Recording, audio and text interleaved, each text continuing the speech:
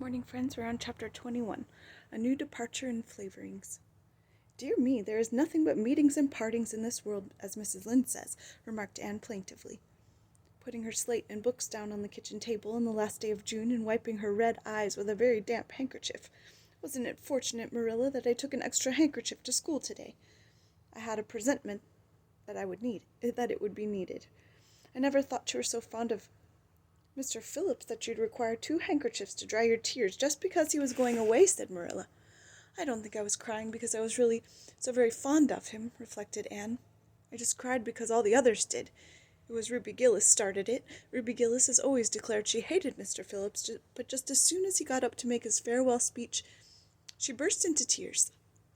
Then all the girls began to cry, one after another. I tried to hold out, Marilla. I tried to remember the time Mr. Phillips made me sit with a boy, and the time he spelled my name without an E on the blackboard, and how he said I was the worst dunce he ever saw at geometry, and laughed at my spelling, and all the times he had been so horrid and sarcastic, but somehow I couldn't, Marilla, and I just had to cry too. Jane Andrews had been talking for a month about how glad she'd be when Mr. Phillips went away, and she declared she'd never shed a tear. Well, she was the worst than any of us, and had to borrow a handkerchief from her brother. Of course the boys didn't cry, because she hadn't brought one of her own, not expecting to need it. Oh, Marilla, it was heartrending. Mr. Phillips made such a beautiful farewell speech beginning, "The time has come for us to part." It was very affecting. He had tears in his eyes, too, Marilla. Oh, I felt dreadfully sorry and remorseful for all the times I'd talked in school and drawn pictures of him on my slate and made fun of him and Prissy. I can tell you I wished I'd been a model pupil like Minnie Andrews. She hadn't anything on her conscience. The girls cried all the way home from school. Carrie Sloane kept saying every few minutes, "The time has come for us to part," and that would start us off again whenever we were in any danger of cheering up. I do feel dreadfully sad, Marilla, but one can't feel quite in the depths of despair with 2 months' vacation before them, can they, Marilla? And besides, we met the new minister and his wife coming from the station. For all I was feeling so bad about Mr. Phillips going away, I couldn't help taking a little interest in a new minister, could I? His wife is very pretty, not exactly regally lovely, of course. It wouldn't do, I suppose, for a minister to have a regally lovely wife, because it might set a bad example. Mrs. Lynde says the minister's wife over at Newbridge sets a very bad example because she dresses so fashionably. Our new minister's wife was dressed in blue muslin, with lovely puffed sleeves and a hat trimmed with roses. Jane Andrews said she thought puffed sleeves were too worldly for a minister's wife, but I didn't make it any such uncharitable remark, Marilla, because I know what it is to long for puffed sleeves. Besides, she's only been a minister's wife for a little while, so one can make allowances, shouldn't they?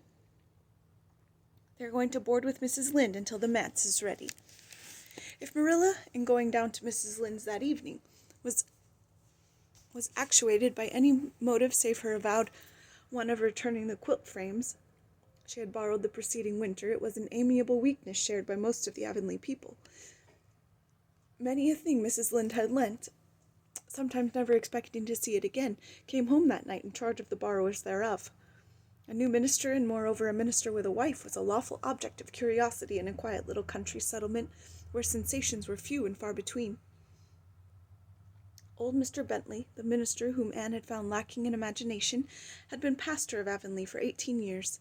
He was a widower when he came, and a widower he remained, despite the fact that gossip regularly married him to this, that, or the other one, every year of his sojourn.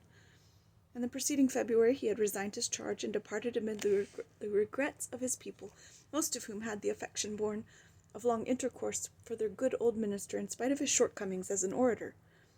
Since then, the Avonlea church had enjoyed a variety of religious dissipation in listening to the many and various candidates and supplies who came Sunday after Sunday to preach on trial.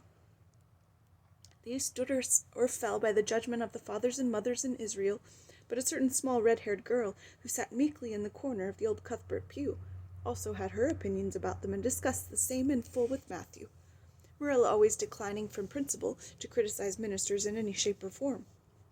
"I don't think Mr. Smith would have done Matthew," was Anne's final summing up. "Mrs. Lynde says his delivery was so poor, but I think his worst fault was just like Mr. Bentley's. He had no imagination. And Mr. Terry had too much. He let it run away with him just as I did mine in the matter of the haunted wood. Besides, Mrs. Lynde said his theology wasn't sound. Mr. Gresham was a very good man and a very religious man, but he told too many funny stories and made the people laugh in church. He was undignified, and you must have some dignity about a minister, mustn't you, Matthew? I thought Mr. Marshall was decidedly attractive, but Mrs. Lynde said he isn't married or even engaged because she made special inquiries about him. And she says it would never do to have a young unmarried minister in Avonlea because he might marry in the congregation and that would make trouble. Mrs. Lynde is a very far-seeing woman, isn't she, Matthew? I'm very glad they've called Mr. Allen. I liked him because his sermon was interesting and he prayed as if he meant it, and not just as if he did it because he was in the habit of it. Mrs. Lynde says he isn't perfect, but she says she supposes we couldn't expect a perfect minister for $750 a year. And anyhow, his theology is sound because she questioned him thoroughly on all points of doctrine, and she knows his wife's people, and they are most respectable, and the women are all good housekeepers. Mrs. Lynde says that sound doctrine in the man and good housekeeping in the woman make an ideal combination for a minister's family. The new minister and his wife were a young, pleasant-faced couple, still in their honeymoon, and full of all good and beautiful enthusiasms for their chosen life work. Avonlea opened its heart to them from the start. Old and young liked the frank, cheerful young man with his high ideals, and the bright, gentle little lady who assumed the mistress-ship of the manse. With Mrs. Allen, Anne fell promptly and wholeheartedly in love. She had discovered another kindred spirit. Mrs. Allen is perfectly lovely, she announced one Sunday afternoon. She's taken our class, and she's a splendid teacher. She said right away she didn't think it was fair for the teacher to ask all the questions, and you know, Marilla, that is exactly what I've always thought. She said we could ask her any question we liked, and I asked ever so many. I'm good at asking questions, Marilla. I believe you, was Marilla's emphatic comment. Nobody else asked any except Ruby Gillis, and she asked if there was to be a Sunday school picnic this summer. I didn't think that was a very proper question to ask because it hadn't any connection with the lesson. The lesson was about Daniel in the lion's den. But Mrs. Allen just smiled and said she thought there would be. Mrs. Allen has a lovely smile. She has such exquisite dimples in her cheeks. I wish I had dimples in my cheeks, Marilla. I'm not half so skinny as I was when I came here, but I have no dimples yet. If I had, perhaps I could influence people for good. Mrs. Allen said we ought always to try to influence other people for good. She talked so nice about everything. I never knew before that religion was such a cheerful thing. I always thought it was kind of melancholy, but Mrs. Allen isn't. And I'd like to be a Christian if I could be one like her. I wouldn't want to be one like Mr. Superintendent Bell. It's very naughty of you to speak so about Mr. Bell, said Marilla severely. Mr. Bell is a real good man. Oh, of course he is good, agreed Anne, but he doesn't seem to get any comfort out of it. If I could be good, I'd dance and sing all day because I was glad of it. I suppose Mrs. Allen is too old to dance and sing, and of course it wouldn't be dignified in a minister's wife. But I can just feel she's glad she's a Christian, and that she'd be one even if she could get to heaven without it. I suppose we must have Mr. and Mrs. Allen up to tea some day soon, said Marilla reflectively. They've been most everywhere but here. Let me see, next Wednesday would be a good time to have them. But don't say a word to Matthew about it, for if he knew they were coming he'd find some excuse to be away that day. He got so used to Mr. Bentley he didn't mind him, but he's going to find it hard to get acquainted with a new minister, and a new minister's wife will frighten him to death.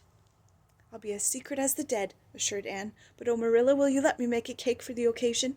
I'd love to do something for Mrs. Allen, and you know I can make a pretty good cake by this time. You can make a layer cake, promised Marilla. Monday and Tuesday, great preparations went on at Green Gables. Having the minister and his wife to tea was a serious and important undertaking, and Marilla was determined not to be eclipsed by any of the Avonlea housekeepers. Anne was wild with excitement and delight. She talked it all over with Diana Tuesday night in the twilight, as they sat on the big red stones by the Dryad's Bubble and made rainbows in the water with little twigs dipped in fir balsam. Everything is ready, Diana, except my cake, which I'm to make in the morning, and the baking powder biscuits, which Marilla will make just before tea time. I assure you, Diana, that Marilla and I have had a busy 2 days of it. It's such a responsibility having a minister's family to tea. I never went through such an experience before. You should just see our pantry. It's a sight to behold. We're going to have jellied chicken and cold tongue. We're to have 2 kinds of jelly, red and yellow, and whipped cream and lemon pie and cherry pie, and 3 kinds of cookies and fruit cake, and Marilla's famous yellow plum preserves. that she keeps especially for ministers, and pound cake and layer cake and biscuits as aforesaid, and new bread and old both, in case the minister is dyspeptic and can't eat new. Mrs. Lynde says ministers are mostly dyspeptic. But I don't think Mr. Allen has been a minister long enough for it to have had a bad effect on him. I just grow cold when I think of my layer cake. Oh, Diana, what if it shouldn't be good? I dreamed last night that I was chased all around by a fearful goblin with a big layer cake for a head. It'll be good, all right, assured Diana, who was a very comfortable sort of friend. I'm sure that piece of the one you made that we had for lunch in Idlewild 2 weeks ago was perfectly elegant. Yes, but cakes have such a terrible habit of turning out bad just when you especially want them to be good, sighed Anne, setting a particularly well-balsamed twig afloat. However, I suppose I shall just have to trust to Providence and be careful to put in the flour. Oh, look, Diana, what a lovely rainbow. Do you suppose the Dryad will come out after we go away and take it for a scarf? You know there is no such thing as a Dryad, said Diana. Diana's mother had found out about the haunted wood and had been decidedly angry over it. As a result, Diana had abstained from any further imitative flights of imagination, and did not think it prudent to cultivate a spirit of belief, even in harmless Dryads. But it's so easy to imagine there is, said Anne. Every night before I go to bed, I look out my window and wonder if the Dryad is really sitting here, combing her locks with the springs for a mirror. Sometimes I look for her footprints in the dew in the morning. Oh, Diana, don't give up your faith in the Dryad. Wednesday morning came. Anne got up at sunrise because she was too excited to sleep. She had caught a severe cold in the head by reason of her dabbling in the spring on the preceding evening, but nothing short of absolute pneumonia could have quenched her interest in culinary matters that morning. After breakfast she proceeded to make her cake. When she finally shut the oven door upon it, she drew a long breath. I'm sure I haven't forgotten anything this time, Marilla, but do you think it will rise? Just suppose perhaps the baking powder isn't good. I used it out of the new can, and Mrs. Lynde says you can never be sure of getting good baking powder nowadays when everything is so adulterated. Mrs. Lynde says the government ought to take the matter up, but she says we'll never see the day when a Tory government will do it. Marilla, what if that cake doesn't rise? We'll have plenty without it, was Marilla's unimpassioned way of looking at the subject. The cake did rise, however, and came out of the oven as light and feathery as golden foam. Anne, flushed with delight, clapped it together with layers of ruby jelly, and in imagination saw Mrs. Allen eating it and possibly asking for another piece. You'll be using the best tea set, of course, Marilla, she said. Can I fix up the table with ferns and wild roses? I think that's all nonsense, sniffed Marilla. In my opinion, it's the eatables that matter and not flumery decorations. Mrs. Barry had her table decorated, said Anne, who was not entirely guiltless of the wisdom of the serpent. And the minister paid her an elegant compliment. He said it was a feast for the eyes as well as the palate. We'll do as you like, said Marilla, who was quite determined not to be surpassed by Mrs. Barry or anybody else. Only mind you leave enough room for the dishes and the food. Anne laid herself out to decorate in a manner and after a fashion that should leave Mrs. Barry's nowhere. Having abundance of roses and ferns and a very artistic taste of her own, she made that tea-table such a thing of beauty that when the minister and his wife sat down to it, they exclaimed in chorus over its loveliness. It's Anne's doing, said Marilla grimly just, and Anne felt that Mrs. Allen's approving smile was almost too much happiness for this world. Matthew was there, having been inveigled into the party, only goodness and Anne knew how. He had been in such a state of shyness and nervousness that Marilla had given him up in despair, but Anne took him in hand so successfully that he now sat at the table in his best clothes and white collar and talked to the minister not uninterestingly. He never said a word to Mrs. Allen, but that perhaps was not to be expected. All went merry as a marriage bell until Anne's layer cake was passed. Mrs. Allen, having already been helped to a bewildering variety, declined it. But Marilla, seeing the disappointment on Anne's face, said smilingly, "Oh, you must have a piece of this, Mrs. Allen. Anne made it on purpose for you." "In that case I must sample it," laughed Mrs. Allen, helping herself to a plump triangle, as did also the minister and Marilla. Mrs. Allen took a mouthful of hers, and a most peculiar expression crossed her face. Not a word did she say, however, but steadily ate away at it. Marilla saw the expression and hastened to taste the cake. "Anne Shirley," she exclaimed, "what on earth did you put into that cake?" "Nothing but what the recipe said, Marilla," cried Anne with a look of anguish. "Oh, isn't it all right?" "All right? It's simply horrible. Mrs. Allen, don't try to eat it. Anne, taste it yourself. What flavoring did you use?" Vanilla, said Anne, her face scarlet with mortification after tasting the cake. Only vanilla? Oh, Marilla, it must have been the baking powder. I had my suspicions of that baking powder fiddlesticks. Go and bring me the bottle of vanilla you used. Anne fled to the pantry and returned with a small bottle partially filled with a brown liquid and labeled yellowly, Best Vanilla. Marilla took it, uncorked it, and smelled it. Mercy on us, Anne, you flavored that cake with anodyne liniment. I broke the liniment bottle last week and poured out what was left into an old vanilla bottle. I suppose it's partly my fault. I should have warned you, but for pity's sake, why couldn't you have smelled it? Anne dissolved into tears under this double disgrace. I couldn't. I had such a cold.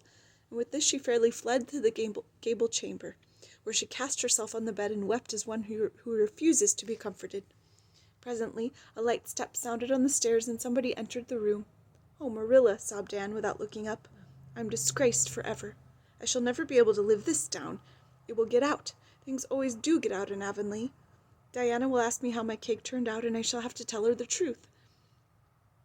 I shall always be pointed at as the girl who flavored a cake with anodyne liniment. The boys in school will never get over laughing at it. Oh, Marilla, if you have a spark of Christian pity, don't tell me that I must go down and wash the dishes after this. I'll wash them when the minister and his wife are gone, but I cannot ever look Mrs. Allan in the face again. Perhaps she'll think I tried to poison her. Mrs. Lynde says she knows an orphan girl who tried to poison her benefactor, but the liniment isn't poisonous. It's meant to be taken internally, although not in cakes. Won't you tell Mrs. Allan so, Marilla? Suppose you jump up and tell her so yourself, said a merry voice. Anne flew up to find Mrs. Allan standing by her bed, surveying her with laughing eyes. My dear little girl, you mustn't cry like this, she said, genuinely disturbed by Anne's tragic face. Why, it's all just a funny mistake that anybody might make. Oh, no, it takes me to make such a mistake, said Anne forlornly. And I wanted to have that cake so nice for you, Mrs. Allan. Yes, I know, dear, but I assure you I appreciate your kindness and thoughtfulness just as much as if it had turned out all right. Now you mustn't cry any more, but come down with me and show me your flower garden. Miss Cuthbert tells me that you have a little plot all your own. I want to see it, for I am very much interested in flowers. Anne permitted herself to be led down and comforted, reflecting that it was really providential that Mrs. Allan was a kindred spirit. Nothing more was said about the liniment cake, and when the guests went away, Anne found that she had enjoyed the evening more than could have been expected, considering that terrible incident. Nevertheless, she sighed deeply. Marilla, isn't it nice to think that tomorrow is a new day with no mistakes in it yet? I'll warrant you'll make plenty in it, said Marilla. I never saw you beat for making mistakes, Anne. Yes, and well I know it, admitted Anne mournfully. But have you ever noticed one encouraging thing about me, Marilla? I never make the same mistake twice. I don't know as that's much benefit when you're always making new ones. Oh, don't you see, Marilla, there must be a limit to the mistakes one person can make, and when I get to the end of them, then I'll be through with them. It's a very comforting thought. Well, you'd better go and give that cake to the pigs, said Marilla. It isn't fit for any human to eat, not even Jerry Butte. Have a good day, friends.